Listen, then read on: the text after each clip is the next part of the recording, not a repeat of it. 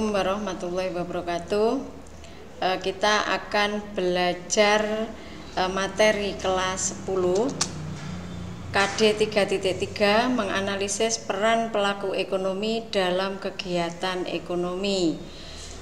Ini nanti yang akan kita bahas mendalam itu model diagram interaksi antar pelaku ekonomi. 3.3 tadi menganalisis peran pelaku ekonomi dalam kegiatan ekonomi. Kita harus tahu dulu kegiatan ekonomi itu apa saja. Kegiatan ekonomi itu ada produksi, distribusi, dan konsumsi. Kemudian pelaku ekonomi itu apa saja? Itu ada rumah tangga konsumsi, atau ada yang menyebutnya rumah tangga konsumen yang kita nanti singkat dengan RTK. Kemudian rumah tangga produksi, ini ada yang menyebutnya rumah tangga produsen yang akan kita singkat dengan RTP. Kemudian rumah tangga negara, atau ini nanti pemerintah. Kemudian yang keempat itu adalah masyarakat luar negeri.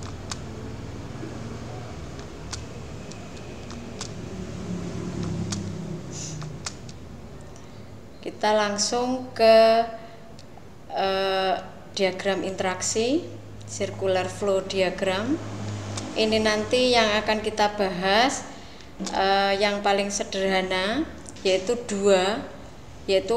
dua pelaku antara RTK dan RTP.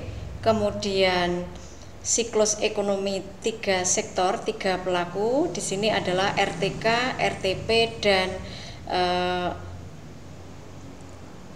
pemerintah. Kemudian sektor, ya 4 sektor, siklus ekonomi 4 sektor, yaitu RTK, RTP, kemudian rumah tangga negara atau pemerintah, dan masyarakat luar negeri.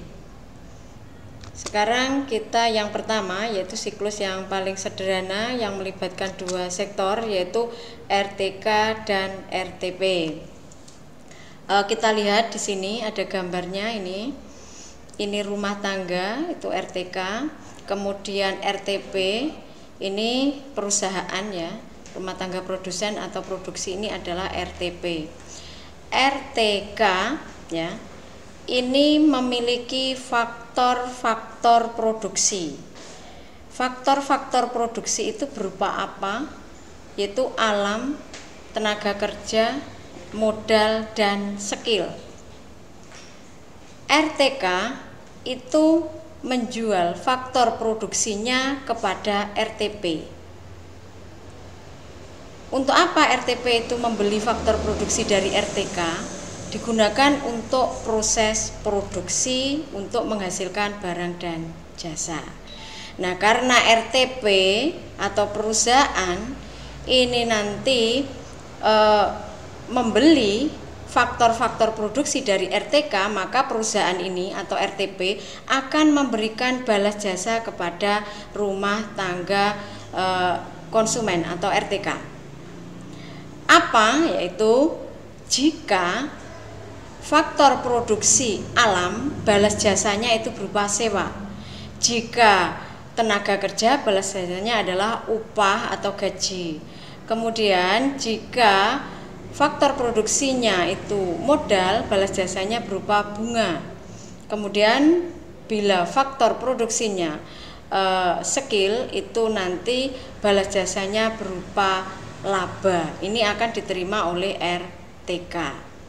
Nah, karena ini tadi ada yang menjual, ya, RTK menjual faktor produksi kepada RTP, sementara RTP itu menyerahkan balas jasa yang ini nanti dianggap RTK merupakan suatu pendapatan, maka ini bisa disebut pasar faktor produksi karena yang diperjualbelikan adalah faktor produksi atau pasar input. Mengapa input? Karena ini nanti faktor produksi itu digunakan untuk proses produksi.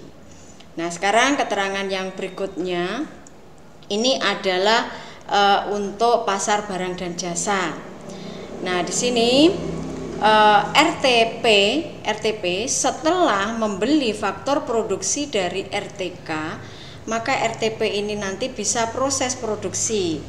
Proses produksi hasilnya apa? Hasilnya adalah barang dan jasa. Barang dan jasa akan dijual kepada RTK. RTK akan membelinya dari balas jasa yang diterima dari RTP tadi. Jadi ini nanti juga akan terjadi arus uang. Karena di sini terjadi pembelian dan penjualan dari barang dan jasa, maka ini kita sebut sebagai pasar output. Output itu hasil keluarannya apa? Barang dan jasa. Jadi pasar output atau barang dan jasa. Saya lanjut, ini yang paling sederhana. Siklus yang kedua ini melibatkan 3 sektor, yaitu RTK, RTP ditambah rumah tangga negara atau pemerintah. Ya. Negara, ini tambahan keterangan dari yang tadi. Negara, rumah tangga negara atau pemerintah itu juga akan membeli faktor produksi dari RTK, yaitu melalui apa? Negara ini nanti melalui BUMN-nya. Jadi badan usaha milik negara yang dimiliki pemerintah ini nanti bisa memproduksi barang jasa yang vital tadi. Kemudian ini membeli faktor produksinya dari mana? Dari RTK. Sehingga ini nanti pemerintah itu juga setelah menghasilkan barang dan jasa, maka ini nanti akan dijual juga kepada RTK. Kemudian pemerintah, rumah tangga negara ini nanti akan memberikan pelayanan atau fasilitas baik itu nanti kepada RTK dan RTP. Setelah pemerintah itu menarik pajak kepada RTK maupun RTP. Jadi kesimpulannya pemerintah itu menarik pajak kepada RTK dan RTP, tetapi pemerintah juga memberikan pelayanan atau fasilitas baik itu nanti kepada RTK maupun kepada RTP. Itu tambahan penjelasan. Kalau yang ini tadi sudah, pasar faktor produksi sudah, pasar barang dan jasa juga sudah. Jadi ini tadi tambahannya dari pemerintah 3 sektor. Saya lanjut yang keempat, yaitu siklus ekonomi 4 sektor, yaitu ada RTK, ada RTP, ada pemerintah, rumah tangga negara, kemudian tambah satu lagi yaitu masyarakat luar negeri. Masyarakat luar negeri ini berkaitan dengan perdagangan internasional, yaitu ada ekspor, ada juga impor. Jadi ada ekspor, ada impor. Ekspor itu apa? Berarti dari dalam negeri kita menjual barang jasa kita ke luar negeri. Kalau impor kita mendatangkan barang jasa dari luar negeri. Nah, di sini nanti pemerintah maupun ini nanti RTK atau RTP ya, ini nanti bisa melakukan ekspor maupun impor. Dari masyarakat luar negeri ini nanti kita ada perdagangan internasional. Jadi ini nanti ada ekspor impor, itu tadi sudah jelas. Kemudian di samping itu misalnya seperti ini adalah pertukaran tenaga kerja. Ini juga melibatkan sektor yang keempat, yaitu masyarakat luar negeri. Kemudian ada masyarakat luar negeri ini ingin menanamkan modalnya di Indonesia. Jadi ada yang investasi ke Indonesia. Berarti ini juga melibatkan masyarakat luar negeri. Jadi penanaman modal bisa juga.